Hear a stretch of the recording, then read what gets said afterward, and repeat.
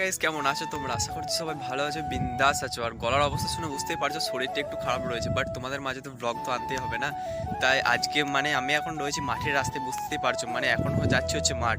তার কারণ বাড়ি থেকে বললে আর মাঠে কিছুটা কাজ আছে, যেটা তোমাদেরকে রাস্তায় যেতে যেতে চলো বলছি। দেন কী কী কাজ আছে চলো ব্যাক ক্যামেরায় টোটালি দেখাচ্ছি। আর একটা ইন্টারেস্টিং ভিলেজ ব্লগ দেখতে অবভিয়াসলি চ্যানেলটি সাবস্ক্রাইব করো আর এই ভিডিওটি লাইক দিয়ে চলো ভিডিওটি এনজয় নিতে তখন স্কিপ করো। তো গাইস তোমরা জানো যে কিছুদিন আগে আমি যে আগের ভিডিওটা যেটা বানিয়েছি, তো যে বৃষ্টি আমাদের নিম্নচাপ, যে এখন শীতের সময় যে বৃষ্টির ফলে এই হচ্ছে আমাদের মাঠের অবস্থায়। তো এই ধানগুলো পুরোই ভেজে যায়, কিন্তু অনেক প্রচুর ক্ষয়ক্ষতি আমাদের গ্রামে। বলতে গেলে পশ্চিমবঙ্গে হয়তো প্রভাবটা কম পড়েছিল, তামিলনাড়ু কেরালা এদিকে বেশি পড়েছিল, বাট যেটুকু পড়েছে এতেই কিন্তু মারাত্মক ক্ষয়ক্ষতি হয়েছে। একটা জিনিস জাস্ট দেখো, যে এই ক্যানেলটা কিন্তু এখন পুরো শুকনো থাকা দরকার। এদিক ওদিক মানুষ যাতায়াত করে এই শীতের সময়, প্রধানত ডিসেম্বর মাসে, বাট এখনও পর্যন্ত এতটা পরিমাণে জল মনে হচ্ছে ক্যানেলে জল ছেড়েছে, এরকম অবস্থা। রাস্তাটাও এখনও কিছুটা কাদা রয়েছে।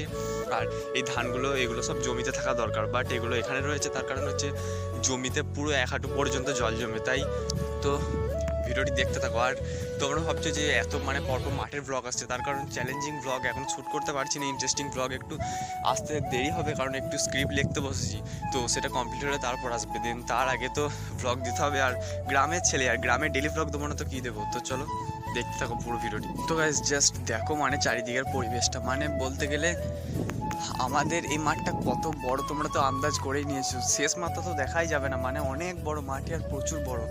বাট এখন হচ্ছে ডিসেম্বরের আজকে হচ্ছে 13 তারিখ।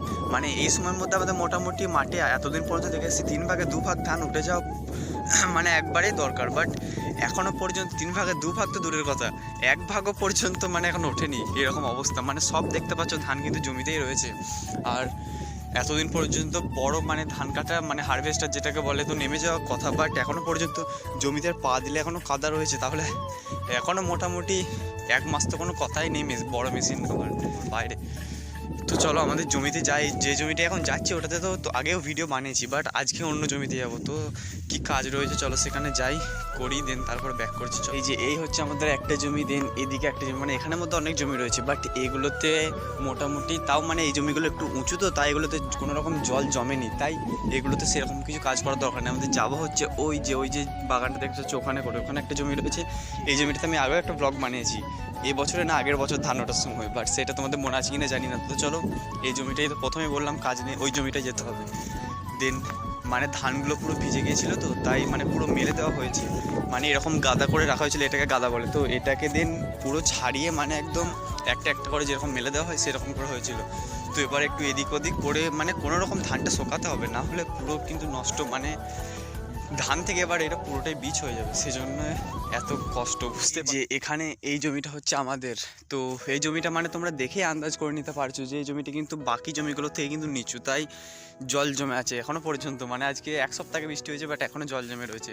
তো এই যে এগুলোকে একটু উল্টো পাল্টা করে নিতে হবে, দেন এগুলোকে পুরো শোকাতে হবে, না হলে পুরো নষ্ট। তো এটা আজকে 3 মাস পরে জমিটি আসছে, তো তাই একটু খুঁজতে চিনতে একটু কষ্ট হলো, বাট চিনতে পারবো এটা সঠিক। আর মাঠে তো এখন বড় মেশিন নামেনি, বাট চেন মেশিন কিন্তু অনেকগুলোই নেমেছে, তাই এখন মোটামুটি যতটা সম্ভব মাঠে কিন্তু মানুষরা ধানগুলো কিন্তু নিয়ে যাওয়ার ব্যবস্থা করছে। তো ওই যে দূরে একটা চেন মেশিন চলছে দেখতে পাচ্ছ কিনা জানি না, বাট আমার ক্যামেরা কোয়ালিটি অতটা ভালো না।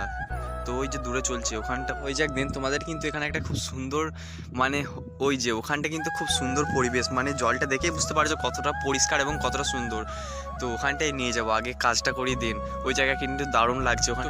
এই যে সেই কাঙ্ক্ষিত জায়গা, হ্যাঁ কাঙ্ক্ষিত বললাম তার কারণ হচ্ছে এতক্ষণ ধরে বললাম যে যেখানে যাব, তো ওখানে তো মোটামুটি কাজ করে চলে এলাম। দেন যতটা ছিল ওগুলো মিটিয়ে এখানে আসলাম।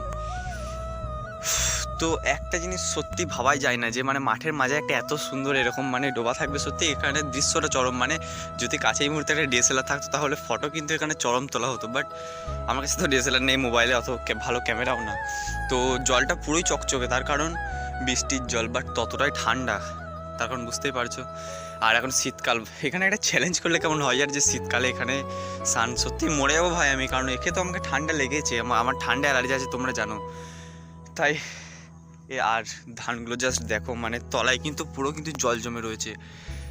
এবারে কিন্তু মারাত্মক ক্ষয়ক্ষতি, সত্যি কথা বলতে আমি সারা জীবনে কোনো বছরই এত মাঠ আসেনি।